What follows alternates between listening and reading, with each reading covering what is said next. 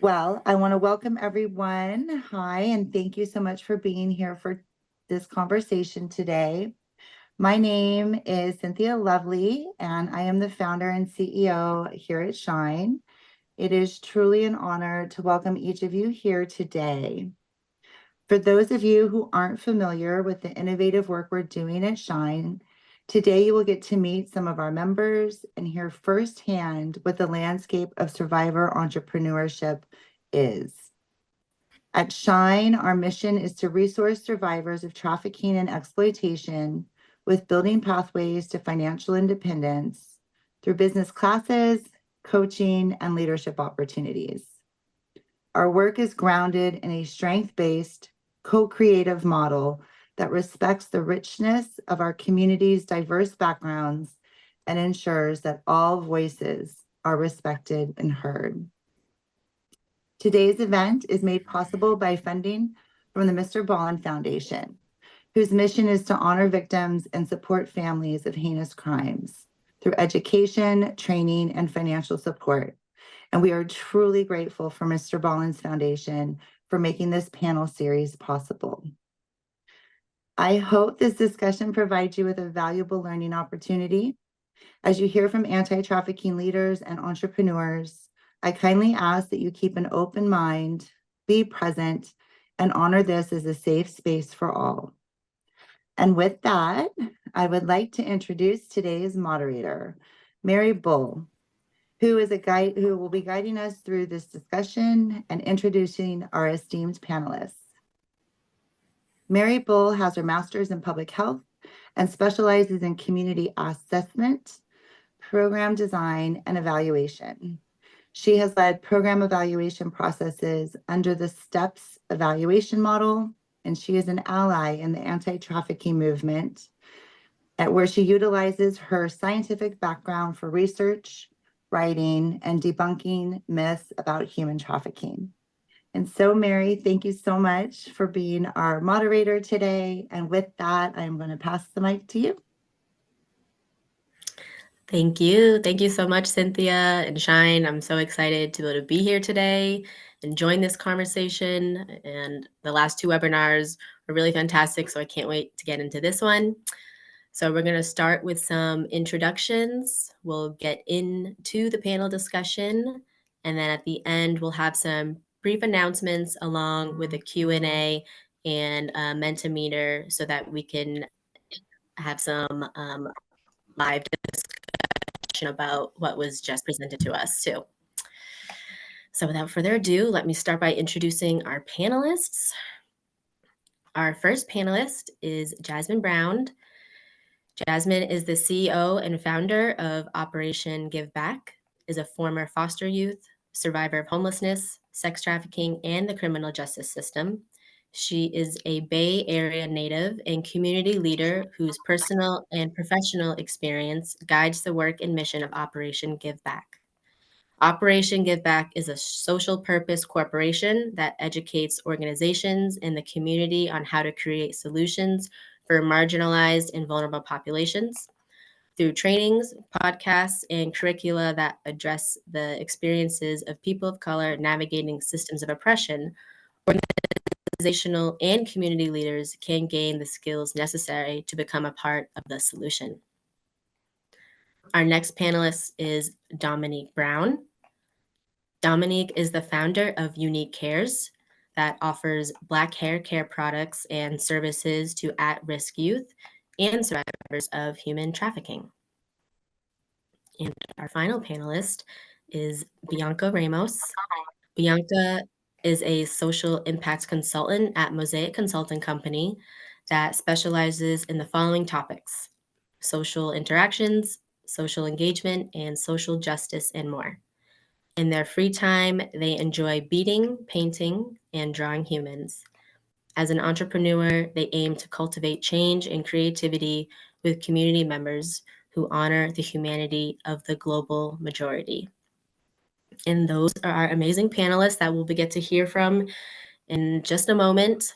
So if you've been with us so far, our first webinar was about laying out the systemic challenges and economic advancements And so we really got into the barriers that a lot of survivors face when it comes to their entrepreneurship. And then our second webinar, which happened this previous Friday, was all about resourcing survivors as thrivers and business owners. And actually, a lot of the discussion that was around the lack of resources that there are. And today's webinar is going to be talking about survivor entrepreneurship as a pathway for prosperity. So I'd love to begin asking Jasmine first. Do you feel that entrepreneurship is a better pathway to wealth than a job? And why do you feel that way? Thank you for that question, and thank you everybody for being here. I absolutely feel like entrepreneurship is a better pathway towards wealth and financial freedom for a few reasons. One is when we look at wealth, not only financially, there's different kinds of wealth. And so I measure wealth not only by, being financially comfortable, but how happy I am, how content I am I living in my purpose? And I feel like when you create a business or an idea that is to serve what you believe is your purpose, whether that's, what you feel like has been instilled in you through your own experiences, what you want to give back to the world, and you follow that out, it instills in you a sense of happiness and purpose that can't be instilled with a job. And so a lot of entrepreneurs, will tell their story about when they started their own business. Sometimes there's not a really clear route on how things are going to make sense financially or overall. And people wouldn't continue being entrepreneurs a lot of time unless there was a deeper purpose. And so it can be very draining if you're working at a job that, it might, be paying your bills and allow you to achieve a certain level of financial stability. But if you're not happy and you're not living in your purpose, then you will forever be feeling a sense of discontentment. And also, there's limitations on how much you can make if you're at a job. You're essentially living out somebody else's dream who make, a certain amount of money on your paycheck. Whereas when you pursue entrepreneurship, there's no limits on in terms of how much you can make. It's about the work that you put into it. And I truly believe that if you are doing work that's in alignment with your purpose, things will, the universe will answer you in ways that will allow you to get your financial needs met, especially if you're giving back to communities, especially if you're walking in your purpose in a way that's positive and trying to give back to the world. So I feel like not only is there limitless potential financially, it's also very supportive to emotional, spiritual, mental wealth as well to pursue entrepreneurship over a job, in my opinion. Good. Yeah, for sure. I love how you start off with saying that wealth can essentially be measured in different ways. It's not all about just the financial component, but actual like your physical, emotional, mental contentness with the work that you're Yeah. doing. And that is such an expansive part of wealth. So really glad you brought that up for sure. I don't know if Dominique or Bianca, you have anything to add to that question. If not, I can hop on over to the second one. No, I think she really covered it for us on just on the freedom of it. Yeah. So thank you for sharing that, Jasmine. Mm-hmm. Our next question, I'm going to start with Bianca. What types of freedom does entrepreneurship offer you as a thriver that a typical 9-to-5 job doesn't offer? I really like the flexibility in time, and it gives me more time to spend with my family and also volunteer and do art. So, like this summer or fall, I was able to paint a mural with community members, and that was fun. Compared to like a 9 to 5, I can't do that. And being stuck in an office sometimes is really hard for me. But being flexible in like different activities that I want to do, whether that's painting or like poetry or being in the office, but at home and like being able to eat what I need to eat for my body. Um, that's what I like about entrepreneurship. It's not clock in, clock out, but I have more freedom.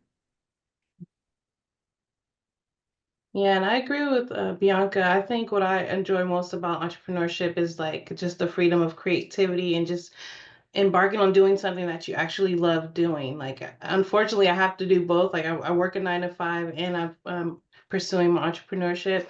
But the 9 to 5 can be stressful versus when I'm sitting down with someone and doing their hair and engaging in conversation and making them feel good about themselves. Essentially, that makes me feel good about myself, and it's something therapeutic in that. So I just love the freedom of just being your own boss and just owning your own space with that. So that's my Yeah, that makes sense. If anything, it sounds like, Dominique, then you have the contrast like right in your face. You do yeah. have the 9 to 5 entrepreneur, so it's like you can easily see the difference in like the amount of freedom you have or just the Yeah. enjoyment. Sure, so that And being makes under total somebody sense. else's own program of like, having something I have to do and follow procedures and, versus my own freedom of like, yeah, just doing what I Mm-hmm. like. Mhm. Yeah, it makes sense. And then Bianca too, how you were saying you have more time for like your creative pursuits, which I know are a really big part of who you are, and like those are extremely important to you. So having the time and ability to do that is a huge component of being your own entrepreneur and fulfilling that. So very good. So I'm curious, this is kind of like a big question, I guess, or like it can go in a lot of different directions. But Bianca, what does living abundantly mean to you? And can you tell us what that would look like for you and your family? So I'm not gonna lie, there's still a part of me that fears making money. So I think that's why I won't go back to a 9 to 5. But like for me, um, it's not about how much money I can make or like the numbers with it, but more about the resources. And just like how Jasmine was saying, it's like the fulfillment of my emotions or like the connection I have with my community or even my ancestors, and like being able to work with others and understand that it's a learning process for me, and like it doesn't have to be perfect, but I get to explore and create with others together. And so that's what feels abundant to me, is being allowed to create with others and walk with others on their path and whatever that looks like.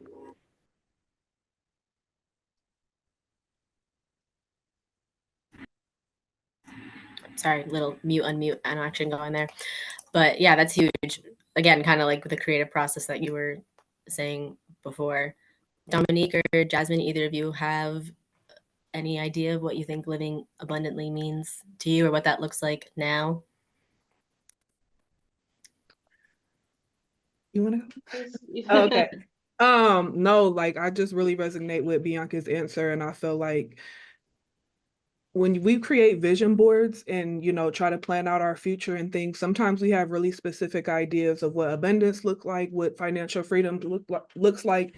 And I've come to understand like you can achieve those goals in so many different ways. Like you can have the house that you want, the car that you want, be able to provide for your family, and it doesn't necessarily have to look like I need to make this certain dollar amount a year, I need to work this kind of job.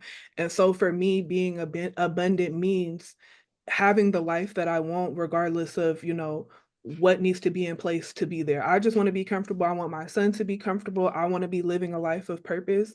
And so whatever that looks like, where we're able to be happy, where we're able to be safe, where we're able to get up every day and feel like we're able to live in our purpose and have a sense of happiness and contentment, that's what abundance looks like for me and my family. Same. Yeah. It's like abundance is of freedom of not having to stress, and just owning your in your own space. It can abundantly have joy in just finding things that you love to do, and like and so yeah, I piggyback off them like they, yeah. Yeah, that makes sense. And I know before we had hopped on here, Dominique, you had mentioned you have a child too. Jasmine, you talked about your son or motherhood a little bit. So like that's clear a whole nother layer of abundance that you're looking out for someone else as well. Mhm. So just adding that into the frame too. And abundance can look so Yeah, so different. when I first heard abundance, I was thinking of like the price value of it, like of like being financially freedom. But yeah, definitely more comes with entrepreneurship of just having that stress free lifestyle, making your own schedule, doing what you prioritizing family. A lot of times when you're working 9 to 5, you can't do that. So just like for my son too, on a personal real quick, that he has autism, so I need a lot more time to focus on him. And so that's what I find abundance is having, and I'm grateful that my job 9 to 5 allows me that family free time, but being an entrepreneur and not having a 9 to 5 could be better, for me to prioritize what I need to focus on, with the family. Yeah, absolutely. Because a lot of 9 to 5s can be restricting with the Yeah, time that you very. need. You could be utilizing, like you said, for family or whatever other specific personal needs that everyone has, So Mhm. that Yeah. totally makes sense. And I think a lot of times abundancy people can think of it as just like a surplus or having too much, like more of something, but really I think it's just like about security. Like I'm abundant Yes. in different whatever. What is my cup full of? Peace. And like, Yeah. yeah. Mm-hmm. Yeah. So that's a major part of it. All right, next. Does being an entrepreneur create a sense of freedom or a sense of stress? Okay, that's great because Dominique, I know you were just talking about stress and how it can cause. So, for your entrepreneur role, what do you think? Do you think that creates more of a sense of freedom or stress? I mean, I think we kind of know the answer a Um, little bit. Initially, when I started the entrepreneur process, it created fear because I was like, what does that look like? Does my ideas make sense? Can I put that into action? But freedom for me it is essentially like the freedom to be passionate about something that I really care about and sharing that with the world. So it creates both. It creates a sense of stress and freedom, because you're thinking of like, do I have a good product? Will it resonate with someone? Will this make sense? And so that's stressful. But then but then the freedom part is just the creativity and just putting yourself out there and trusting that what you have to offer resonates with other people. And so yeah. It's still stressful to do, and then to do both too is hard. So just kind of having a game plan on what your focus is, but um just depending on how you're able to manage it is how I would say. I had to set aside my entrepreneur goals for a second to focus more on the 9 to 5, and then I switch off, so it just depends, but Mm-hmm. very stressful and rewarding. Yeah, kind of like a balance, I guess, of like you said, kind of the cycles of switching off where the focus is gonna. And I mean, stress is gonna be a part of life. I don't know anyone who hasn't experienced stress before, Right. whether they're an entrepreneur or not. So, Yeah. I mean, if it's nothing, was it if it's hard, it's not gonna come easy, or good things don't come easily, like kind of in that realm. Yeah, definitely. Mhm. Yeah. Jasmine or Bianca, either of you have anything to add? Yeah, I was just gonna say, like Dominique said, I feel like we all can, identify with at all times being an entrepreneur, you're holding both spaces. Like, yes, it's almost always going to be stressful, and there's always going to be a sense of freedom, even if it's not financially. It's just the freedom of knowing that you're living and walking in what's important and what's special to you. But I do feel like it's important to really name for anybody that's, wanting to become an entrepreneur. It's scary, or else everybody would be doing it. And that's Right. what makes entrepreneurs so special because, like, especially when you're first starting out, and then you never know what could happen. At any point, you could be in a situation that is really financially scary, but at the same time, you might have some really good days, some really good months. And so it takes a special kind of Mhm. Mindset to be able to manage and hold both of those things. And there's nothing wrong with the stability of a 9 to 5 job. And I completely understand why, people stay in that lane because that stability feels safe. And it, especially if you're doing a job that you like. But there's also a sense of freedom that you will never get working at a job that you will pursuing entrepreneurship, no matter how scary it is. So I feel like being able to hold both of those things, it takes a special kind of person. It takes a special kind of mindset. Um, and it's complex, right? Because at the same time you're living in your purpose, but at the same time you don't know. Well, I mean, unless you're like really set up, a lot of months you don't know every month. Like I'm gonna make whatever this dollar amount is every month. Like I hope I make this amount every month, and maybe you'll exceed that, and maybe you might not. So being able to hold both of those things is can be hard and can be complicated, but also can be very rewarding. Yes. Does anyone have anything that they do to cope with this stress? Like, is there any your go-to, or like, is there anything like routinely that you try to put in like your daily practice of life just to help like minimize any stress or mitigate stress? Anything come to mind about that?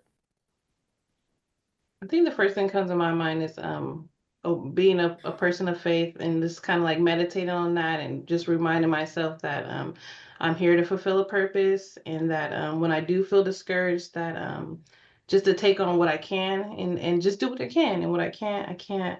Um, yeah, that's pretty much just like leaning on my face, and concentrating that it's a dream, and like you said, nothing comes easy, so you're gonna have to keep working for it. So the down days are expected, so it's just easier to get back up knowing like, okay, well, today wasn't a good day, but I'm gonna make a new post or a TikTok. There's new ways to be creative, to keep getting your business out there and stuff like that. So just keep believing in yourself. Yeah. And your Yeah, that's great. I know process. all the yeah, of course. Like, believe in yourself first, and other people are gonna believe in you too. And then letting go of the things you can't control as well, Yeah. because I know we can all drive ourselves crazy trying to Yes. have our finger on all the things all at once. So, I like to um, walk. Oh, I like to walk at night and then put on my headphones and listen to music really, really loud and sing really loud because it just feels like I get to release everything that I'm feeling. Um, and I also wanted to highlight something that Dominique said about like the stress of like not knowing whether you'll be good enough, but then also recognizing that like people will come if they resonate with you, and that has been hard for me to realize because like I always thought like friends and family would support me more, but it's often strangers who are just like, here, I believe in you, I see you. And not that I would get support from family and friends, but the way like strangers show up sometimes, it like amazes me, and like Okay. Yeah. they don't even know me and they want to they see me, and like that's beautiful. And like the fact that they can see something like that in me, like I can see that in others, and in how we build a relationship and how we move forward together so that we can make an impact in the field and start creating change. Yeah. Beautiful. yeah, that's great. Why do you think thrivers make good entrepreneurs, Dominique? Oh, I had wrote this down. I was like really thinking of this. I said, I believe we as thrivers make good entrepreneurs because um, we have the ability, we've developed resiliency. So we adapt easy to certain situations. We're naturally problem solvers. And so a lot of good skill sets come, unfortunately, from our trauma. And so it makes us be able to interact with people and things like that. So sometimes for me, I guess, and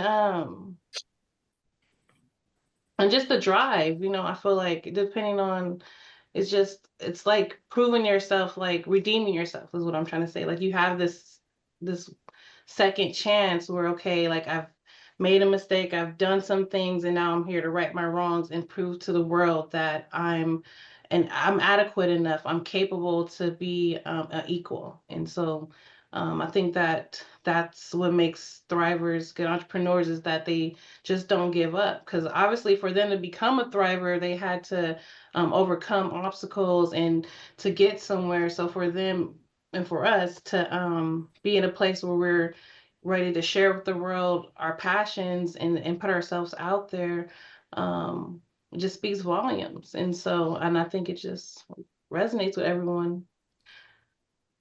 Yeah, that's it. That's kind of like where I'm Yeah, at. it does. It does speak volumes. Absolutely, it Yeah. does.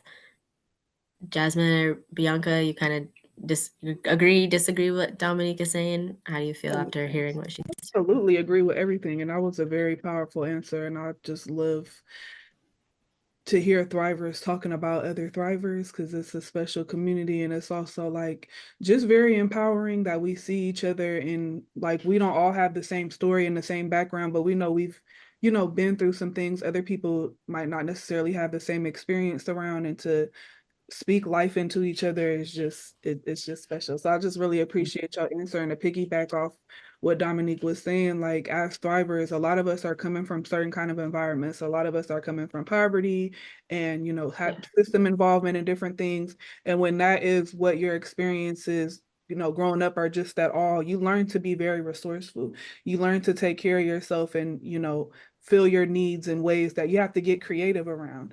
And so that is such a transferable skill when it comes to being entrepreneurs, because a lot of times as entrepreneurs, you start out with $0 and no cents. But if you have a background where you've learned to make, something out of $0 and no cents, like you're going to be able to, figure it out and withstand the journey and the process that comes with, the first beginning parts of being an entrepreneur. Also, I feel like because of the experiences that we've had, we can sometimes have a higher level or a different level of empathy than, maybe people that didn't have, certain experiences. So we really want to create a future in a different world for, girls like us, people like us, our kids, in a way that other people might not have that drive. Like they might hear our stories and they might know about trafficking and all of these different things, but it's like if you didn't experience it personally, your commitment and your drive to create solutions is going to look different. And so I feel like the resourcefulness and the drive that comes from having those experience really set thrivers up to be ideal entrepreneurs. Yes. That's what I was trying to say. Good job. Thank you. She did that. Dual answer, yeah. But yeah, that level, like you said, that level of commitment of having experienced it it will be so much deeper than anyone who's on the outside of it. Like hands down, that's just what it is. And this reminds me of one thing that we had talked about in the previous webinar was about resources, and how a lot of people's like actual either experience or like informal training or informal training they've gotten just from like other leaders in the movement has been way more impactful than someone getting like a degree at a formal education. And so like that, I think, just speaks so much volumes in this movement so much too, and is so needed. Yes. That's all the formal questions I have, but I wanted to leave any room for if anyone was hoping we were going to talk about anything else I didn't get mentioned, if there was anything that you were like, oh, I really wish we were to touch on this, or I forgot to answer this part of the question, any loose ends that we feel like needed to get tied back up with. I mean, I will oh, is that for us or the audience? Oh yeah, I was Yes. confused too. Oh, okay. Yeah, sorry. I mean, Happening. I would really like to hear from you all, and I can touch on too. And I think we kind of might have spoke to it in different responses that we gave, but like during your journey of being an entrepreneur, like what has been the most challenging things? What have been some of the most challenging things? And how have you, overcame those? How do you continue to overcome challenges? Because we face really unique challenges being an entrepreneur. So I would be interested to hear about that. Yeah, I think that's going to always be an ongoing topic for sure. And there's always going to be new learnings with that Yeah. and unraveling. So I was thinking, great question. Whew, and I struggle with that too. I just always circle back. I know that like I felt like the business I started is needed. And so that's something that keeps me going is like, look, this service needs to be provided to our youth, our foster youth and things like that on natural hair care, and things like that. So I know that the demand is there.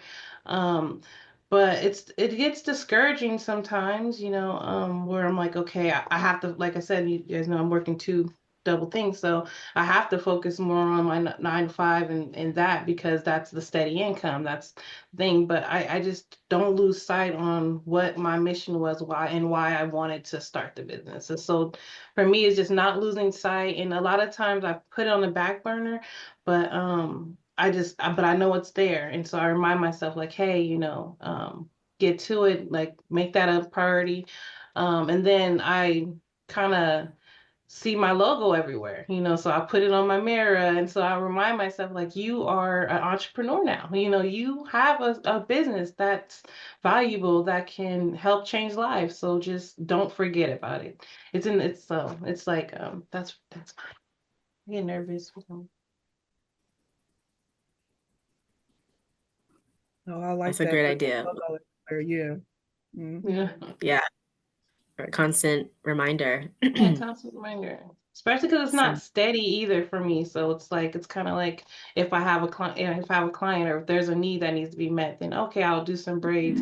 And then it's for 'cause I'm doing hair, it's natural. I don't sometimes I forget that I'm running a business because it's just something that I've done on a regular basis. I'm like, oh yeah, here's my unique cares. I have to bring her to life every now and then. I was just telling Cynthia that like I'm gonna keep unique cares alive, rather if it's suppressed or not. I don't have much time to focus on it.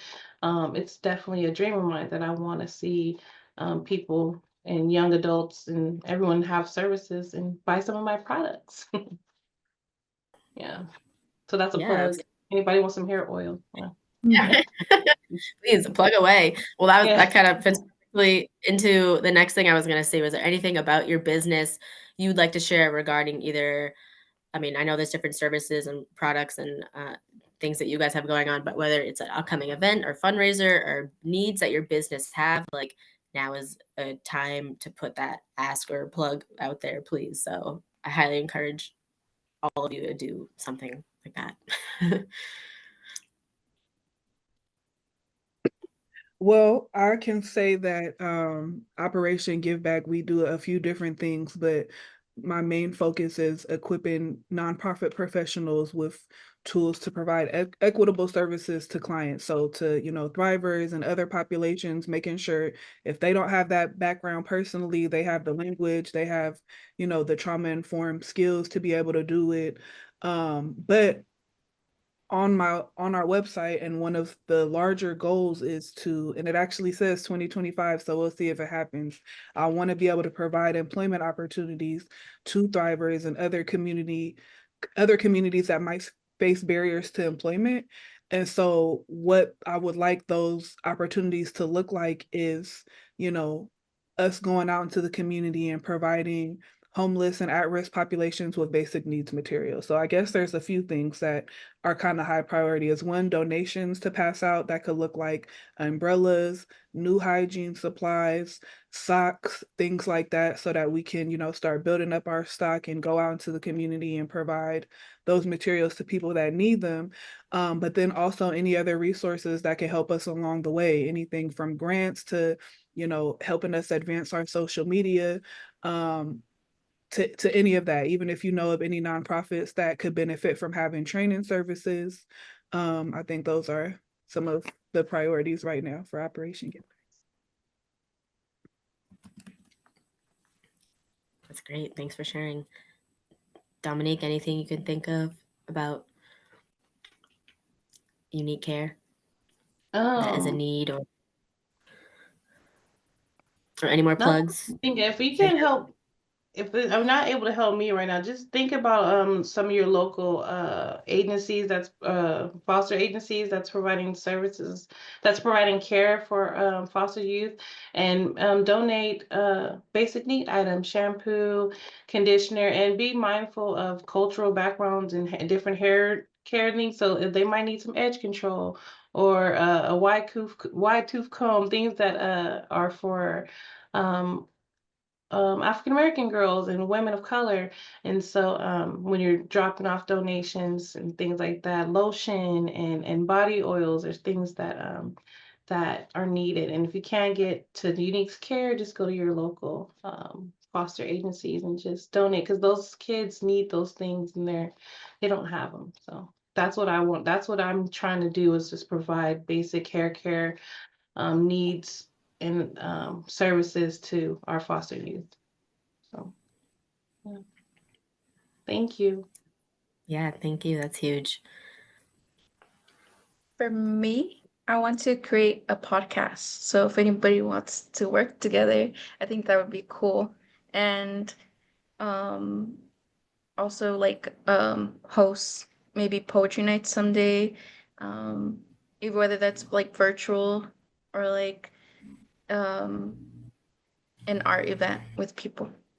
Yeah. So I just want to get Oh, connected more. I'm so down for the poetry. I have a poem that I speak nationally and share, so I would love to connect. Can you share right now? Or is that too much? No. I wouldn't Is it on the mind, spot? but I don't know. It's a little, I don't mind, but yeah. If you Oh, want okay. to, I You mean, guys want me to? is it Yeah. not? We had someone share a poem on the first webinar, so I mean, it's not out of the Okay. ordinary for poetry to be on these things. So Oh, please, from your heart, if you're okay. feeling Well, called to. it's titled When I Grow Up. So, when I grow up, I want to be a prostitute. Hear me out. I mean, I can get laid, I can get paid, I can change my name, and I can be part of the game.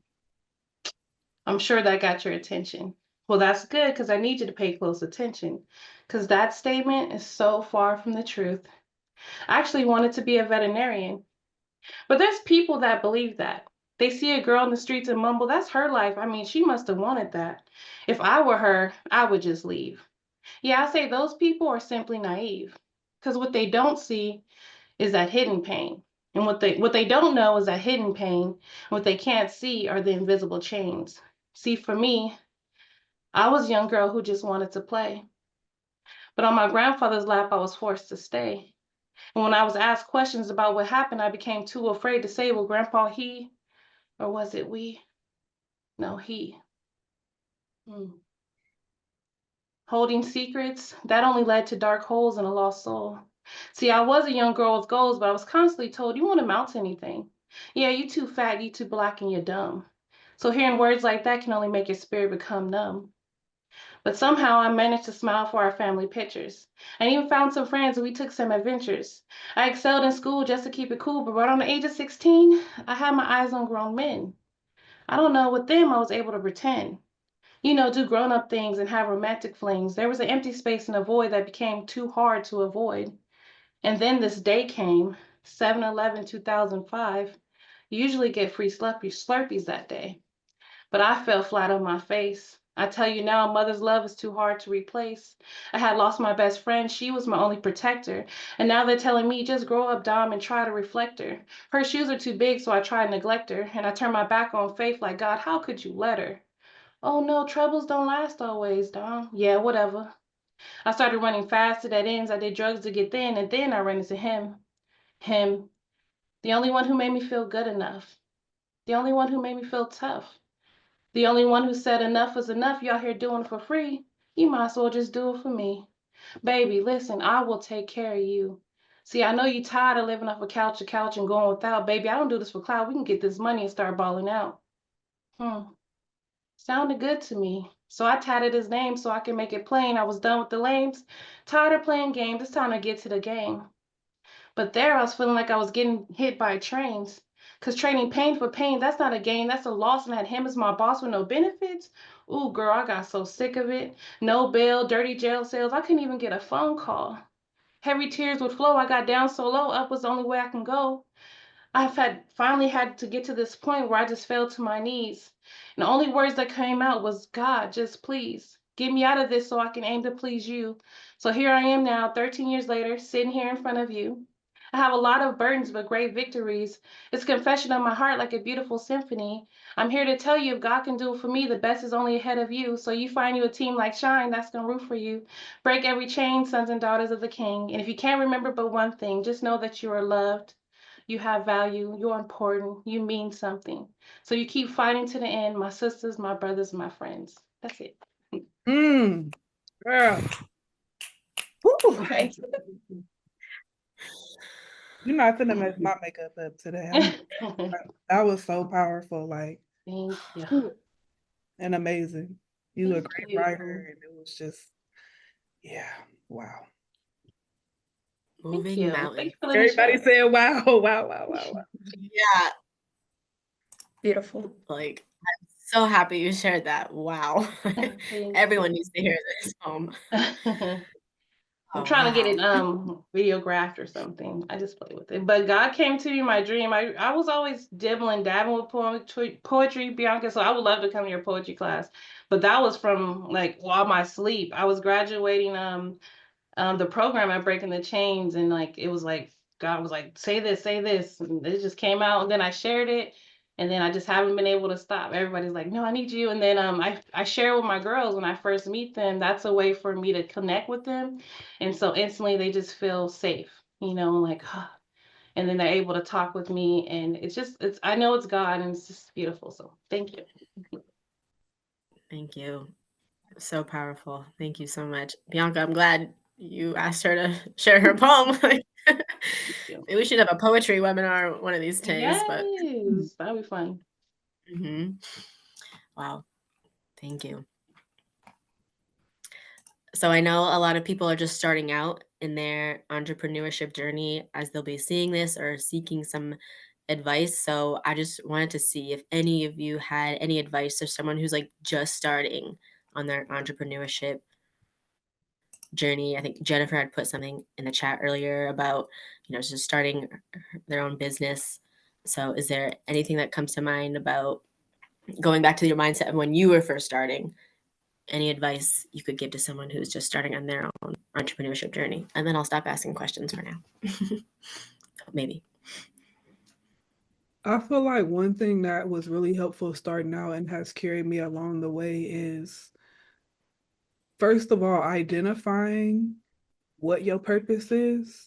And however you go about doing that is going to be really personal to you. I'm also a person of faith, so I'm able to, you know, rely on the faith that I believe in, and that's helped me cultivate my vision and my purpose.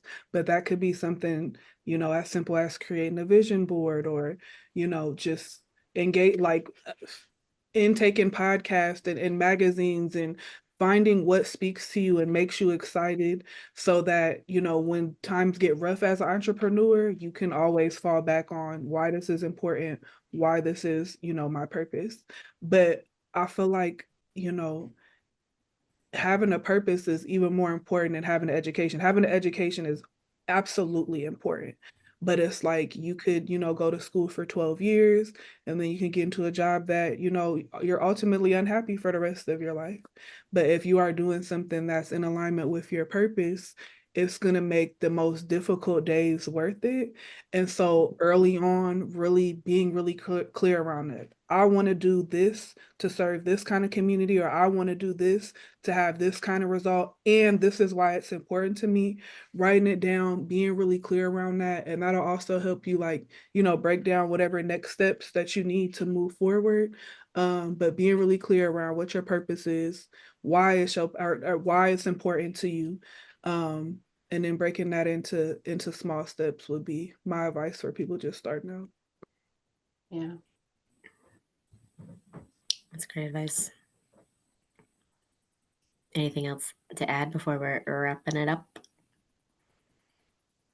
I would say don't be afraid. And even if you hear those like negative voices, what I like to do, I like to say is like the opposite of what they say, like whatever's like if you think it's not good enough, just say I'm enough and just keep saying it and not like fake it till you make it, but understand that sometimes those thoughts are not even our thoughts. They're thoughts that were put into our head a long time ago. And we're not that person anymore. Like we're creating new paths. So yeah, believe in yourself because we can do it. Yes. Piggyback off my sisters, yes, like just knowing, like you said, if you have a passion and you have a belief and there's something you feel strongly about, then you have a business. You can give it back to the world. So no matter what it is, if it's socks or planting, whatever idea that whatever seed of idea that's been planted in your mind, it can be a business and you can present it to the world and someone will accept it. So just walk out there, put yourself out there. Beautiful, beautiful note to end on. Wonderful advice. I'm really glad we got to dive into this conversation today and hear a little bit of everyone's experience and just really from your heart. So I thank you all for just speaking from your heart today and being open about it because that's needed in this world and in this space especially. So thank you all so much. I don't see any questions in the Q&A, but if there are any that anyone wants to put in the chat at this time, I encourage you to do so. I know we unpacked a lot of things today, but it'd be interesting to see if anyone else is wondering about anything else. In the meantime, we're going to do a brief Mentimeter too, just a little live chat activity to see what people are taking away. So Bianca just put that in the chat right now. So feel free to click that link. Oh, and also if anyone wants to put any of their links to their businesses into the chat, please do that. Social media, anything. That way people can have access to it too if you're comfortable. Please go for that.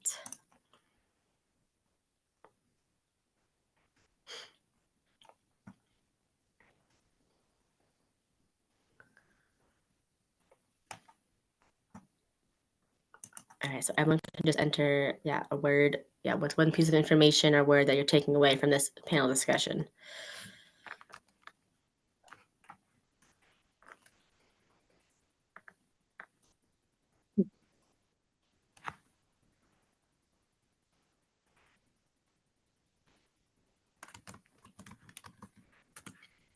And these responses are anonymous too, so.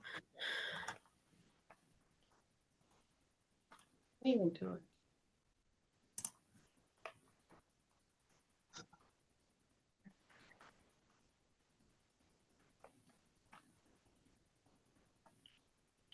Yeah.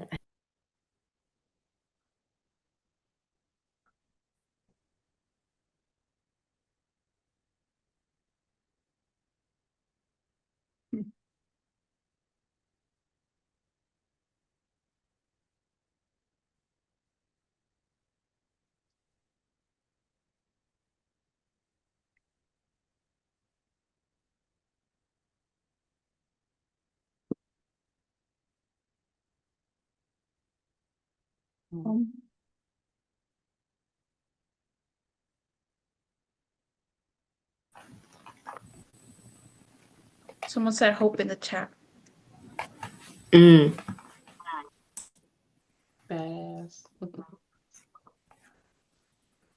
I should put boss. That's a Bosses. good one. You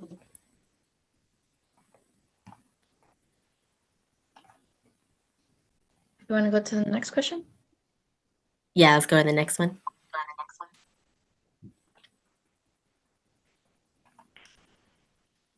All right, write the following statements that capture your experience as an entrepreneur. 1, being strongly disagree. 5, strongly agree.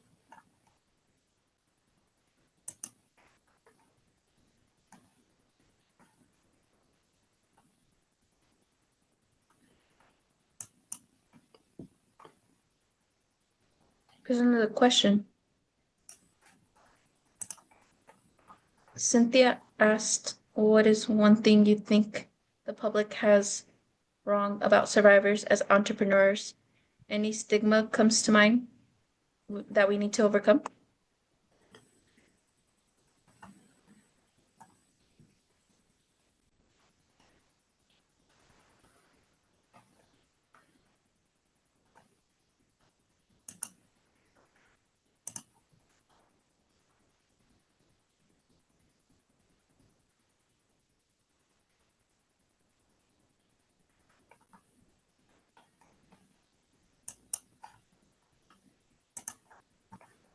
Is that question for us to provide a response to, or we're doing it through Minty?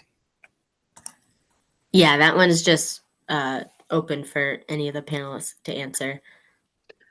I was gonna say, I feel like a stigma, I see it a lot, and I'm sure we've experienced it, especially within organizations, is like we're more than our story, like we're more than our experiences and our trauma, and really having a highlight and a focus on all of the other skills that we bring so that we could just, even if nobody knew that we were thrivers, like they know us and appreciate and respect and value us for our communication skills, for our business savvy, for our hair skills, our community, whatever it is that we're passionate about, and our skills, instead of it just kind of being like, I mean, just to be transparent, like sometimes I feel like people are like, oh, you're a survivor of trafficking, like let me support.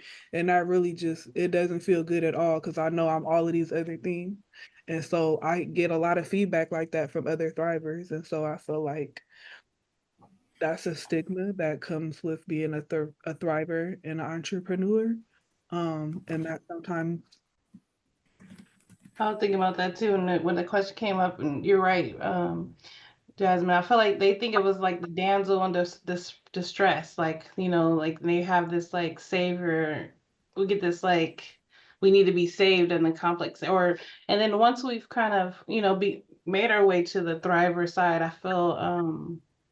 I still feel dumbed down. Like, okay, well, this is the only, you have a limit to your success now because you're in that survivor bracket, and this is all you have to offer for this company, or things like that. And yeah, so that's a big stigma that I face even still currently, of like just the woe of like, oh, like instead of it's not empowering when they're it feels good, and I'm grateful for the compassion, but that woe is me type vibe where it just doesn't sit well, and it makes me feel like what could I do more to let them see a greater value in myself, and like or to not put me in this bracket as just as just a survivor, or anything, just to not put me in a bracket at all, but let me be equal. And that's for us pay, and just even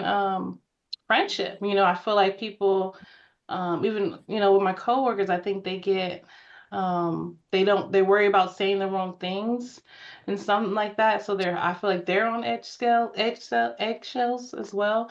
So just it feels better to just be treated like a normal person, and nothing too much. So the big stigma.